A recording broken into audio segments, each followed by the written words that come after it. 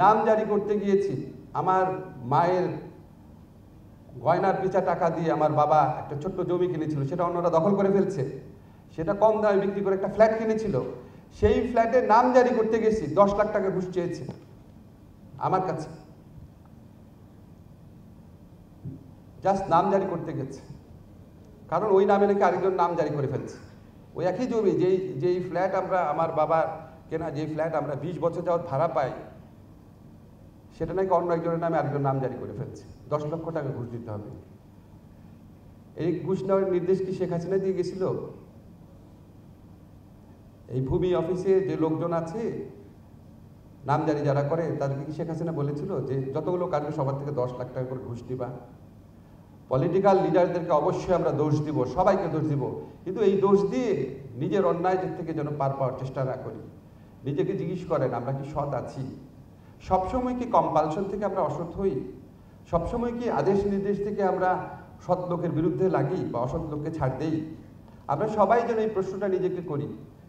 ইফতেখার ভাই বলেছে আমাদের সমাজে অনেক সৎ মানুষ আছে। আমার বন্ধুদের মধ্যে আমি মাঝে মাঝে বলি, আমি যে মানুষ যখন হতাশ হয়, যখন নিজে হতাশ লাগি, আমার যারা কলিগ আছে, ইফতেখার ভাই তাদের অনেককে চিনে, ঢাকা ইউনিভার্সিটি আইন বিভাগের, একদম গর্ব করে বলতে পারি তাদের ম্যাক্সিমামকে 1000 কোটি টাকা তো কেনা যাবে না।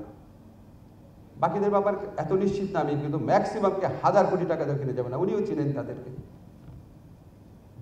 বহু সৎ মানুষ বাংলাদেশে আছে, কিন্তু 100 জনের মধ্যে যদি 80 জন সৎ থাকে আর 20 জন যদি অসৎ থাকে, সেই 20 জনের মধ্যে 10 জন যদি আবার ক্ষমতাবান জায়গায় থাকে, তাহলে একটা দেশ অনাচার, দুর্নীতি, পাপাচারে ভরে ওঠে। আপনাদের আমি লাস্ট একটা কথা শুধু বলি, সবাই একটা জিনিস মনে রাখবেন, আমাদের তো সবাইকে মরতে হবে, এর চেয়ে বড় সত্য তো দুনিয়াতে নাই। যদি সত্যি ধার্মিক হন, যদি সত্যি বিবেকবান হন, যদি সত্যি পরকালে বিশ্বাস করেন, যেই ধর্মেরই হন না কেন, একমাত্র এই কারণেই আপনাকে সৎ থাকতে হবে, অন্য কোনো কিছু দরকার নাই। কিসের বিচার হবে, কি দুদক, কি বিচার বিভাগ, কিচ্ছু না। এই টিচিংগুলো আপনাদের সন্তানদেরকে দেন, আপনার কমিউনিটিকে দেন। আমি তো আমার মসজিদে ইমামকে বলতাম যে ভাই আপনি কখনো বলেন না কেন যে আপনারা যারা অসৎভাবে টাকা উপার্জন করলে আপনার নামাজি কবুল হয় না? বলে স্যার এটা বললে তো সমস্যা আছে। কেন সমস্যা ছিল বুঝতে পারছেন তখন? কারণ মসজিদ কমিটিও চোরে ভরে গেছিল, মসজিদ কমিটির লোকজন পছন্দ করতো না এই সমস্ত কথা। এখন তো সময়টা বদলেছে, আমাদের তরুণরা নিজের বুকের রক্ত দিয়ে একটা নতুন সময় এনে দিয়েছে। আমাদের এখানে যারা আছেন ম্যাক্সিমাম আমি দেখতে পাচ্ছি আমার বা আমার কাছাকাছি বয়সী, আমরা হচ্ছে বৃদ্ধ প্রজন্ম, অনেক পাপ আমরা করেছি। আমাদের তরুণরা নিজেদের রক্ত দিয়ে আমাদের জন্য একটা নতুন সময় এনে দিয়েছে। আসেন আমরা তাদের থেকে শিখি, তাদের প্রত্যাশার প্রতি শ্রদ্ধাবান থাকি এবং অন্তত নিজের জায়গা থেকে যতটা ভালো কাজ করা যায় করি। এই সরকার থাকবে না, একসময় পলিটিক্যাল সরকার থাকবে, পলিটিক্যাল চাপ থাকলে যতটা পারা যায় সেটাকে এড়ানোর চেষ্টা করি।